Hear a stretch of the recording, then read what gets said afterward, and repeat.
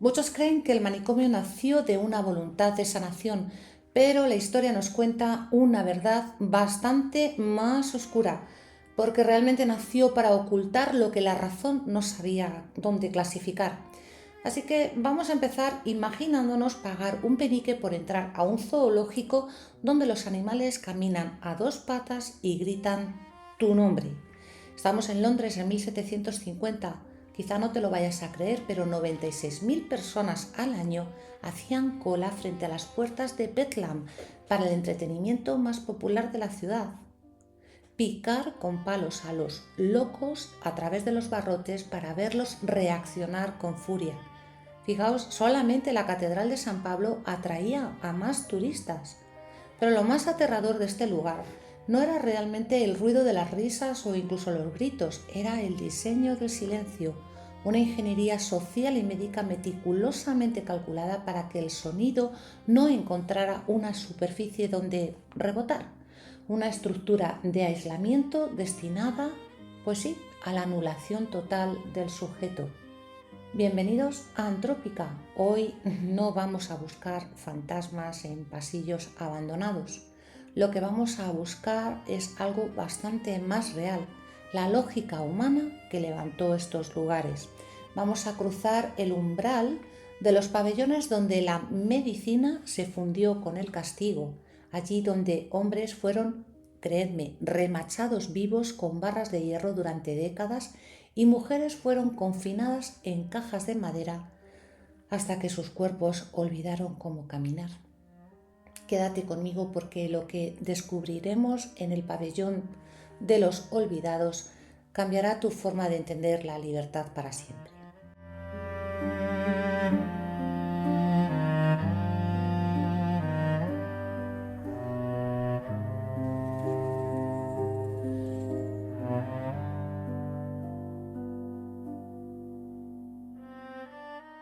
Bueno, para comprender la magnitud de la deshumanización institucional en Europa, debemos analizar, por supuesto, el Hospital Real de Bethlehem, popularmente conocido como Bedlam.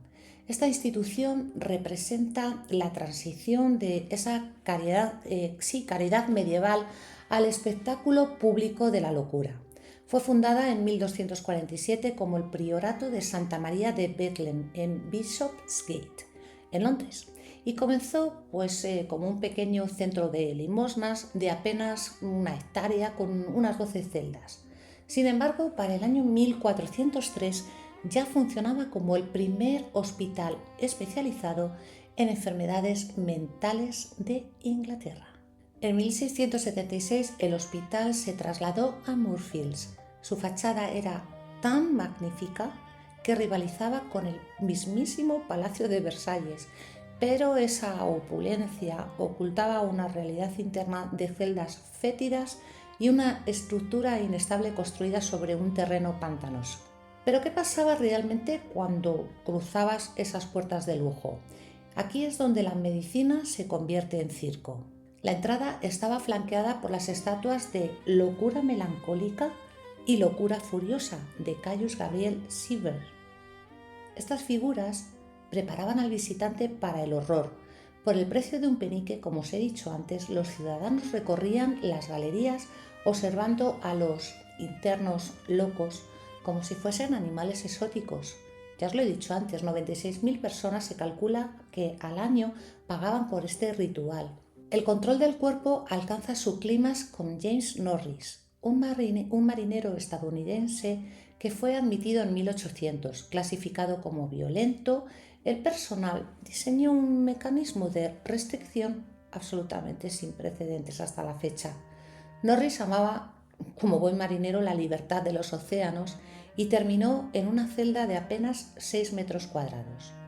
En junio de 1804 fue remachado a un arnés de hierro que le impidió cualquier movimiento significativo durante más de 10 años. Fijaos, el dispositivo consistía en un anillo de cuello conectado por una cadena corta de unos 30 centímetros a una barra vertical de unos 80 metros que estaba empotrada en la pared.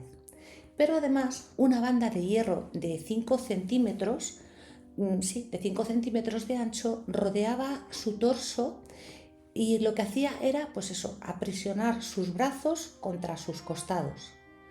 Pero hay una cosa aquí. Lo que los inspectores encontraron tras una década de encadenamiento, 10 años de encadenamiento, desafía toda lógica médica. Encontraron a un hombre lúcido y sereno que compartía su rincón de hierro con un gatito, con un pequeño gato. El gato era el único ser que no lo miraba con juicio. Norris leía libros y cuidaba al animal, demostrando una humanidad superior a la de sus carceleros. Fijaos que su caso fue tan impactante que impulsó la Ley de Manicomios de 1828 precisamente para regular estos instrumentos.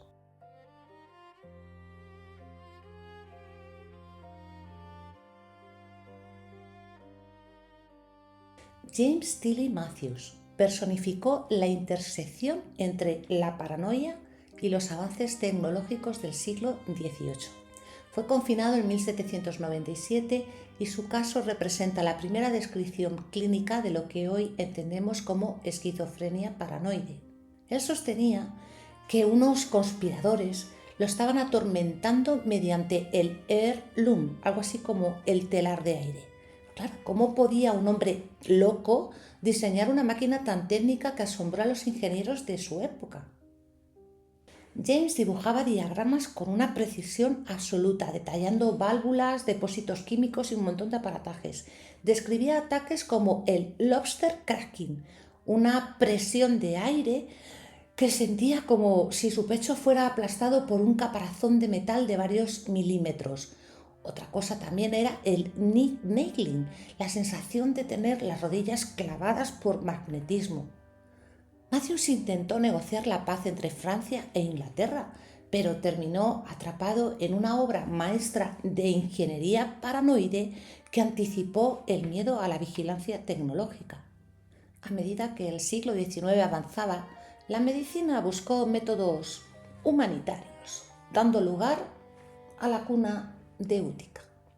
Introducida por el doctor Amaraya Brigham en Nueva York hacia el año 1846, era el símbolo de la contención horizontal, una estructura rectangular de madera con una tapa de listones que se cerraba con llave.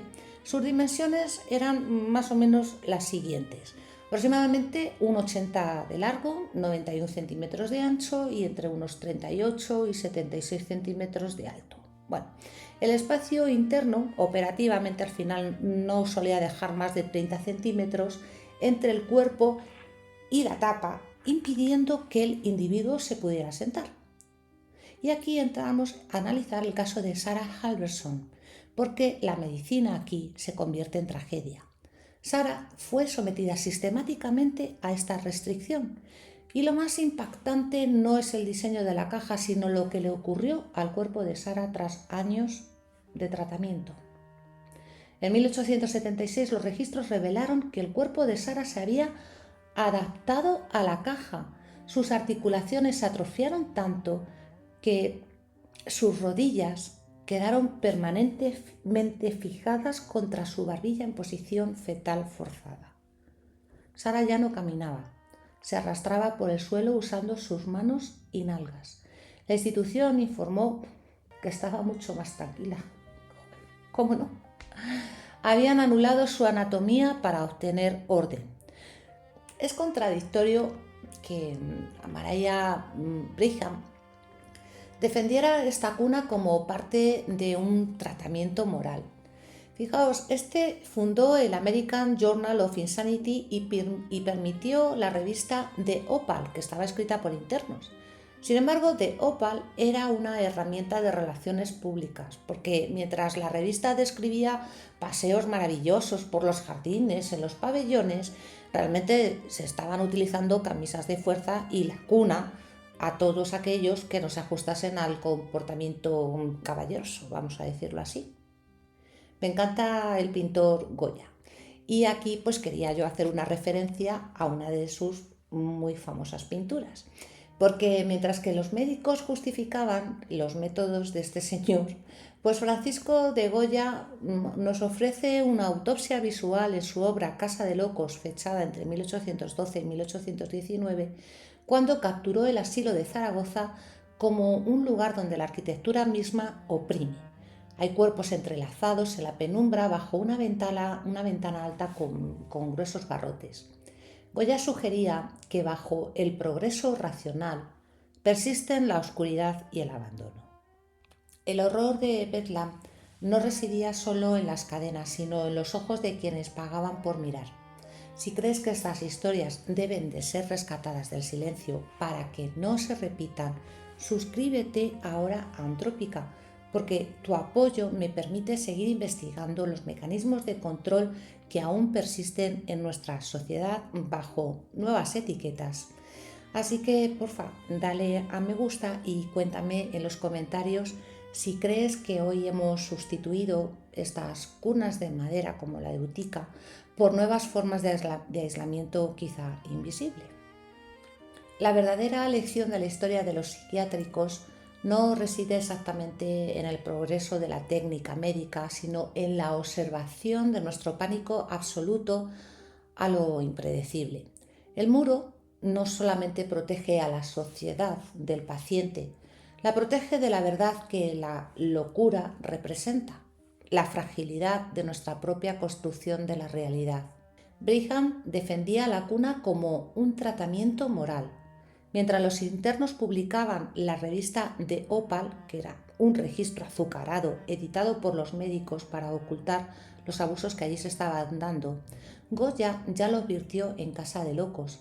Bajo el manto del progreso racional persisten entrañas de oscuridad. Hoy las cunas son piezas de museo, pero la arquitectura del silencio ha mutado en sedantes químicos y vigilancia digital para normalizar la disidencia. El muro no solo protege a la sociedad del paciente, la protege de la fragilidad de nuestra propia realidad. Soy Luz Oliva y esto es Antrópica. Nos vemos en el próximo capítulo.